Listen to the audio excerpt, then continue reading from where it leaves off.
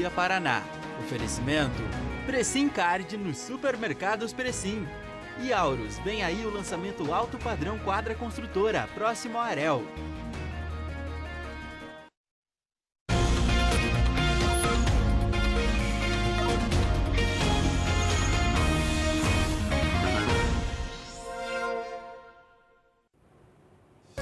Olá, bom dia. A gente começa essa edição para todo o estado, falando do crime chocante que parou parte da região central de Curitiba. Um soldado da PM matou a ex-mulher e se matou. Agora a polícia faz uma coletiva de imprensa sobre o caso e quem vai nos trazer os detalhes ao vivo é Vanessa Romero. Oi, Vanessa.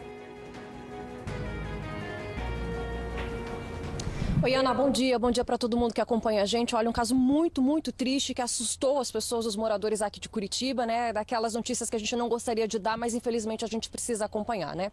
A situação foi por volta das 5h30 da tarde de ontem, envolvendo um soldado da Polícia Militar chamado Diego Almeida da Silva com a ex-mulher, a ex-namorada Franciele Cordeiro e Silva.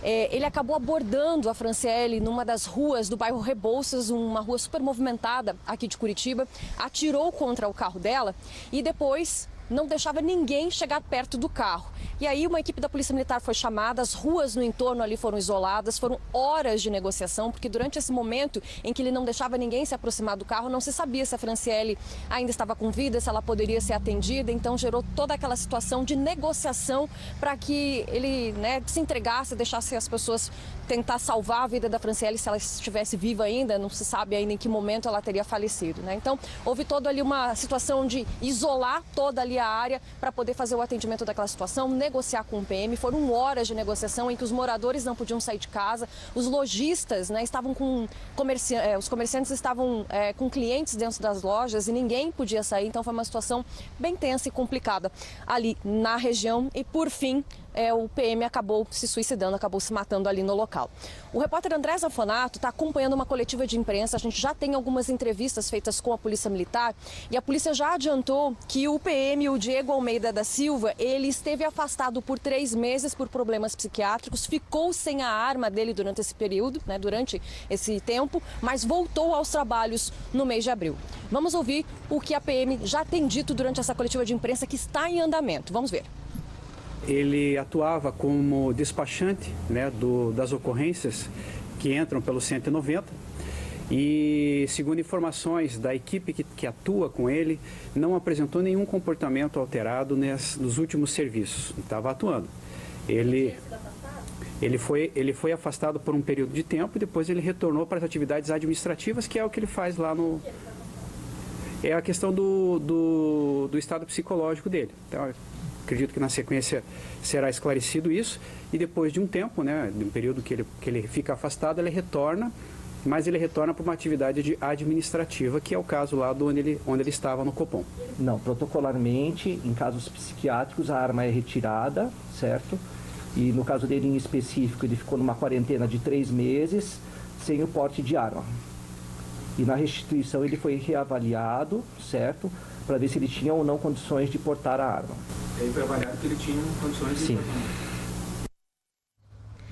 A Franciele tinha 28 anos, era enfermeira e deixa 3 filhos, um menino de 13 anos e uma menina de 11 que estava com ela no carro, inclusive no momento dessa situação, quando ela foi abordada aí pelo ex. Esses 2 filhos são fruto de um outro relacionamento. Ela tem, né, mais uma menina de 6 anos, então ela deixa essas 3 crianças, né, esses adolescentes, portanto, órfãos aí depois dessa situação. O repórter Bruno Fávaro preparou uma reportagem para a gente entender um pouco mais como foi essa situação de ontem, que gerou muito susto, muita tensão, muita situação muito complicada ali na região do Rebouças durante essa abordagem, essa tentativa de negociação da Polícia Militar para que ele pudesse se entregar. Vamos acompanhar.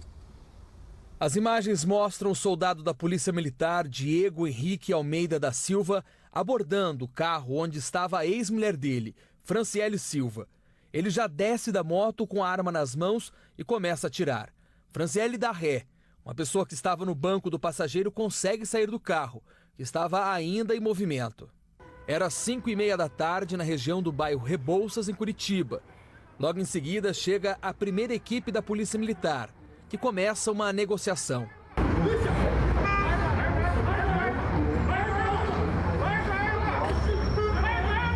O soldado não permitia que ninguém se aproximasse do veículo. Durante todo esse momento, não se sabia o estado de saúde de Franciele. Moradores, comerciantes e clientes das lojas da região não puderam sair de onde estavam. Em um áudio, uma pessoa relatou o que estava acontecendo. Choveu, parece, foi um tanto de uma vez, depois parou um pouquinho, daí depois tantos segundos assim, daí começou do outro tanto. A gente imagina uns 10 tiros, entendeu, no total. A polícia só pediu pra gente ficar dentro da loja, tá todos os funcionários aqui, mais uns 3 clientes, tem mais de umas 20 pessoas dentro da loja aqui, aguardando os fechos, né? Porque o pessoal tá com o carro na frente, parado, o policial não deixa nem chegar na porta, né? Um boletim de ocorrência que o Bom Dia Paraná teve acesso revela que no dia 9 de setembro, na última sexta-feira, Franciele já tinha denunciado à polícia que estava sendo perseguida e ameaçada por Diego.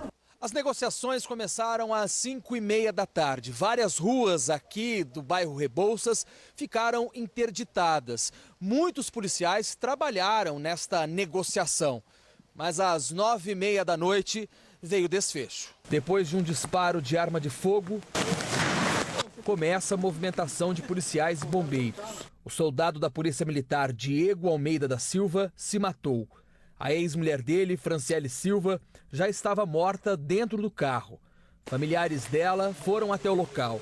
A região continuou interditada durante a noite para perícias. Eu falo ao vivo do IML, né, do Instituto Médico Legal aqui de Curitiba. Os trâmites, né, a liberação do corpo da Franciele ainda está acontecendo, tem todo um processo. A família saiu agora há pouco daqui com a documentação. Eles preferiram não gravar a entrevista porque estão correndo atrás ainda de toda a informação de velório, funerária. Então foi um momento de muito abalo para eles. Eles preferiram nesse momento não conversar, não gravar a entrevista. Mas sem gravar, eu conversei com a irmã, que disse que, claro, a família está muito abalada, muito assustada, que nesse ano de relacionamento com o Diego foi um relacionamento bastante conturbado. Pela manhã eles já estiveram também na Delegacia da Mulher aqui em Curitiba. A mãe da Franciele prestou depoimento, já foi ouvida pela delegada que deve cuidar do caso daqui para frente. E agora eles estão, então, portanto, cuidando, né, desses trâmites de velório, de funerária. E o corpo dela deve ser liberado nas próximas horas, mas ainda segue aqui no Instituto Médico Legal de Curitiba. A gente segue acompanhando essa história, muito triste, né, aqui em Curitiba.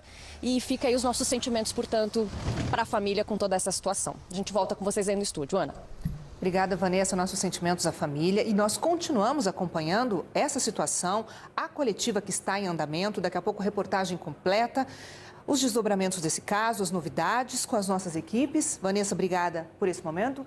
Cobertura especial para a região de Curitiba. Essa semana, o Meio Dia Paraná está entrevistando os candidatos ao governo do estado num estúdio preparado especialmente para este momento. Wilson Soler e a Carolina Wolff já estão lá. Oi, Soler. Olá, Ana Carolina. Bom dia a todos que acompanham o Meio Dia Paraná.